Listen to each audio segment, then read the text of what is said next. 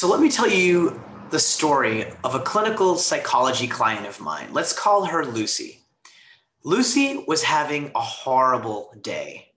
At the hospital where she worked, the patients that day were rude, and one even complained to her boss.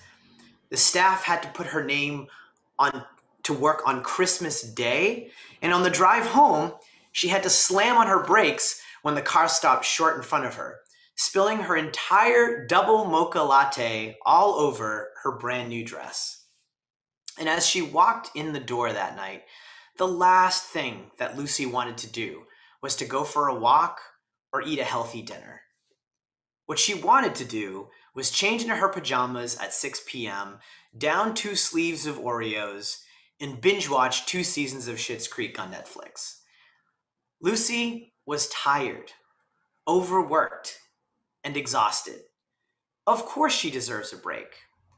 But from our weekly sessions, she knew that binging on junk food and TV would likely only make her feel worse.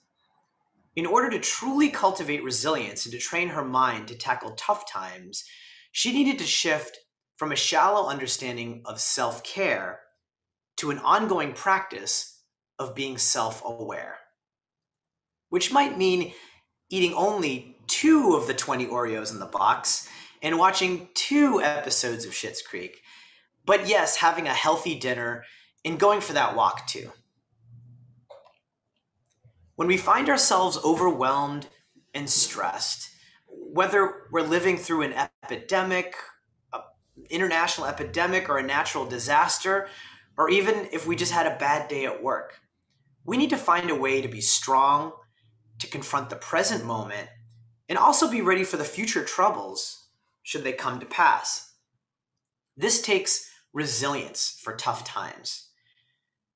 Resilience is the psychological quality that allows some people to be knocked down by the adversities of life and then come back, at least as strong as before. Resilience is the strength that allowed Lucy to come back from that walk, eat a healthy dinner, go to bed at a reasonable hour, and get up the next day stronger than before. So how do we build resilience? Well, I like to use an acronym called RAMP, R-A-M-P, to give us some guardrails to help us train our minds. The R stands for routine. The A and M stand for awareness and mindfulness. And the P stands for people. Let's start with routine. To cultivate a healthy routine, we should focus on exercise, diet, and sleep.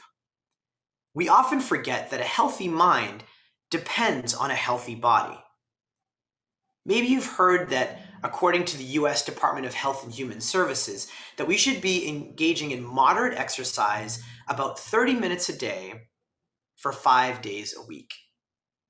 What you might not know is that research shows that for exercise, honestly, every little bit counts, even if it's just walking around the block between meetings. In fact, just taking regular breaks from sitting or standing at your desk positively affects your blood sugar, protecting you against diabetes. According to research at Duke University, exercise can work just as well as antidepressants for your mood, but without the side effects. You might know that a healthy diet includes whole grains, fruits, and vegetables, but what you might not know is that diet is linked to reduced depression and a healthier mind in addition to a healthier heart. Whole grains, fruits, and vegetables are linked to a better mood and more consistent energy throughout the day. You might know that we should all be getting 8 hours of sleep a day, but what you might not know is that most of us probably should not be using an alarm clock. Our bodies typically know how much sleep we need and will tell us when to wake up. But knowing what we should be doing is different than developing the healthy routines to keep us resilient and strong. So to accomplish this, it helps to know what Lucy did. Lucy, number 1, had an accountability buddy. She found that it was easier to exercise when she could plan to go to the gym with her work friend. Number two, she set reasonable goals for herself. Instead of planning to run 10 miles a day, Lucy set out to walk about 15 minutes a day after work. And then number three, to practice any new behavior, we should plan to work for at least a month on getting that together so that it becomes a habit instead of something that we have to think about. It was tougher for Lucy in the first month, but it became much easier over time.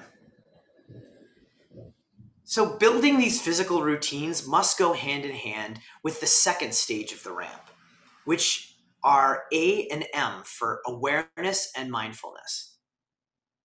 For many people, a mindfulness practice could be even a prayer, a quiet walk in the woods, or even just following your breath. In fact, why don't we just try that for a moment? Why don't we all take 3 mindful breaths together?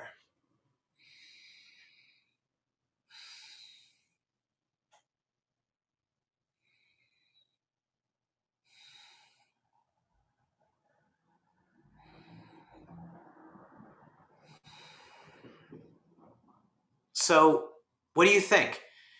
Did you notice that it calmed your mind? Do you feel a little better now, even after 3 breaths? You might have heard that mindful breathing can quiet our minds, but did you know that mindfulness can actually reduce stress hormones too? It can improve our digestion and immunity, and even help us think. Mindfulness can help us put our body in a state that helps us recover as well from injury or illness. One study in JAMA found that mindfulness practice can have a similar effect as medication for pain relief, but without the side effects. Some people think that mindfulness is only for, young women in skinny $200 yoga pants doing candlelit yoga.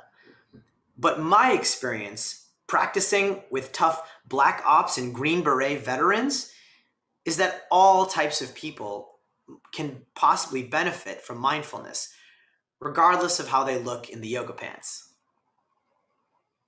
The goal here is, given our fast-paced news and go-go nature of our work, is to move from fight or flight to rest and digest. Fight or flight is a stress response where your body is in a heightened state of stress and it's primed to either fight an adversary or run away. Rest and digest is where we calm our minds, heal our bodies, and actually improve our digestion too. The last step on the ramp is P for people. There's been plenty of research that cultivating a community allows us to tap into what's bigger than ourselves. People are often shocked that, according to one study from Brigham Young University, loneliness is as bad for our health as smoking 15 cigarettes a day. On the flip side, research shows that the benefits we receive from giving to others are actually greater than the pleasure we receive from getting a gift. One study from the University of California also found that despite high levels of trauma, Vietnam veterans with high levels of social support were 2 times less likely to develop post-traumatic stress disorder compared to those with low levels of social support. So having that social support actually protects us from disease and keeps us resilient in tough times.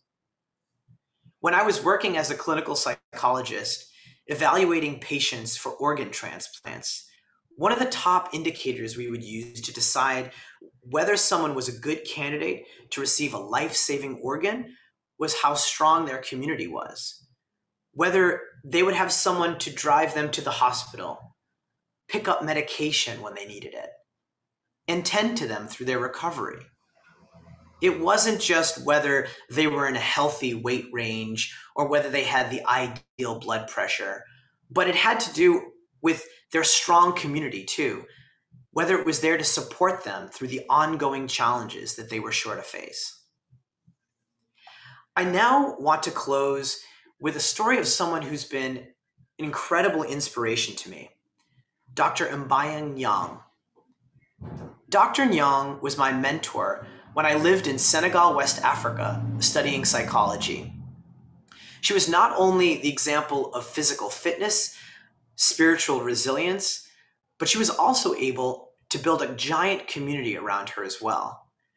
She made sure to eat healthy fruits and vegetables daily.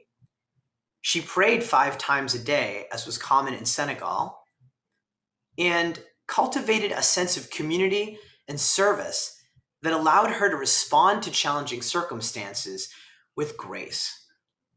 I'll never forget the time when I spent a full month working alongside Dr. Nyang to set its first of a kind computer lab up in Dakar, Senegal.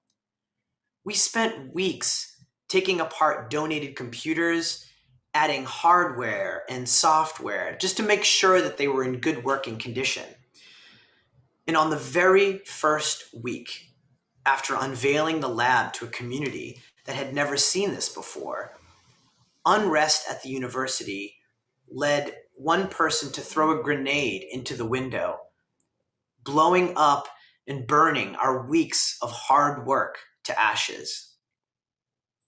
As I looked around at the damage and the loss, the broken computer screens, the blackened plastic, the glass all over the floor, I felt crushed and hopeless.